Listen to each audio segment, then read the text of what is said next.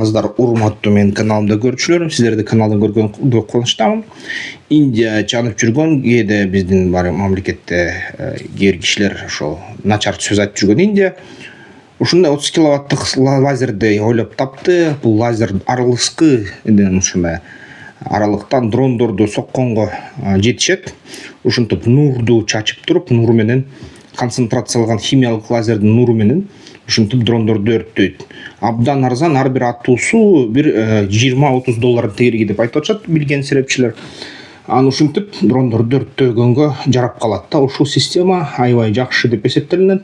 Баягы мен бир видео чыгардым эле, Израилде темир нур деген ушундай бир система чыгарышкан, ошонун эле копиясы. Ушинтип индиялыктар аябай акылдуу адамдар, программисттердин баягы борбору болгон, борбор каласы болгон дүйнөдөгү Мумбай, ошонун баягы окумуштуулары, жана физика институтунун окумуштуулары ушундай лазерди жасашты. Ушундай лазердин жардамы менен булар эми баягы дрондордун үйүрүн сокконго кудурети жетип калат. Булар Кытай менен согушканга жардам жатышат, анткени Кытайда дрондор кескин.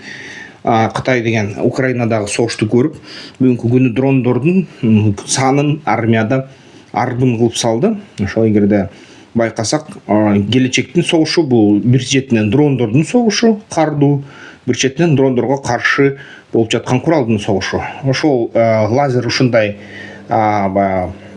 платформага айланет, жөнөкөй эле грузовик, кичинекей машинеге, кичинекей ошол жүк ташуучу унаага орнотулат жана атайын батареялар менен, генератор менен колштолот. Анын сырткары ошол лазердин иштеши үчүн дагы бир нече ушуна атайын тамдарда, четки имараттарда же ошол атуу дрондордун атуусу күтүлүп жаткан жерлерде ушундай атайын системаларды салыш керек.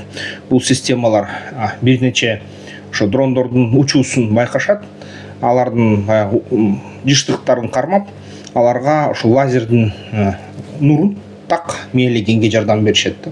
Ушундай системаларды индиялык туугандар жасап атышат бизде, баягы өз мекенинде.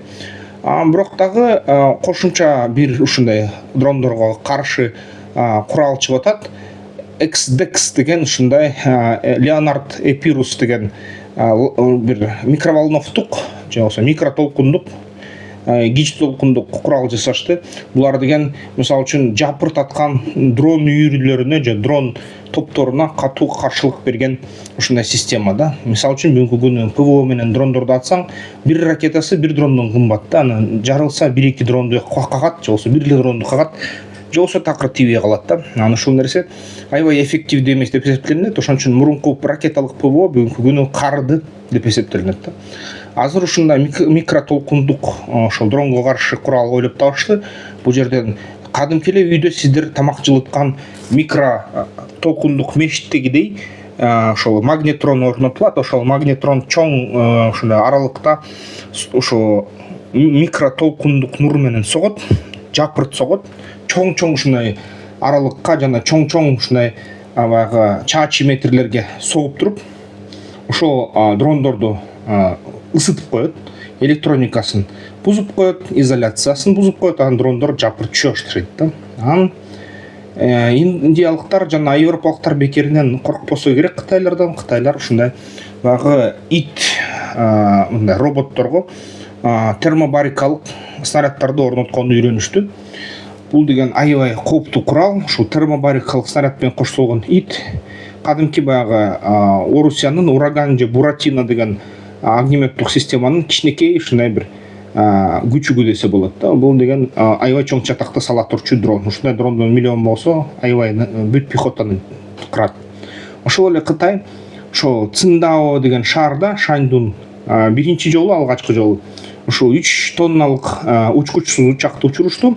Ал учкучсуз учак 1 тонналык ошол жүктү көтөрө алат. Жана ал жүктү алыс 1000 километрге чейин учуп барып туруп жеткизе алат. Ал тонналык жүк ядролук курал болушу мүмкүн. Өткөн видеодо мен айтып кеткендей, баягы водороддук бомба болушу мүмкүн да. Же болбосо дары-дармек, же болбосо кошумча дагы ошол жабдыктар, оку-дарылар болушу мүмкүн. Ошондой дрондорду жасашат кытайлар. Ийгиликтен артынан ийгилик болуп атат алардын сыноолорунда. Демек ошо биздин мамлекетке да ушундай сыяктуу эл аралык бизнести ойлоп табууга ошо убакыт келди. Бизнес пландоону үйрөнгүлө, бул QR кодду сканерлеп, балким ушул аскердик ишканалар жасасаңар жакшы болот. Ошо каналды колдоп койсоңуздар да болот. Мына көрүп атасыңар, аябай жаңы укмуштуудай куралдар чыгып атат дүйнө жүзүндө. Демек ошо ойлонушка заман келди деп ойлойм. Негизи эгерде ошо чын эле инженерлик кандайдыр бир силерде сапаттар бар болсо, ушундай дрондор менен иштегенди ойлонуңуздар. Жана ошо Дастан заводу менен биригиппи же өз капитал таппы ушундай дрондор жасаган биздин мамлекетке ишканаларды курсаңар абдан жакшы болот.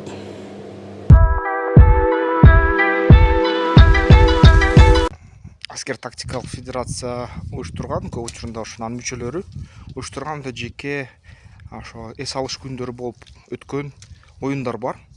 Ошол оюндарга катышкыла. Анткени ушул оюндар ар бир базар күн болот. Ар бир базар күнү албетте бул жерден жакшы бир тажрыйба алса болот оюнду. Анан кийин дагы аябай жакшы өзүңөргө ишене алсаңар, чоң оюндарга катышсаңар аябай жакшы болот.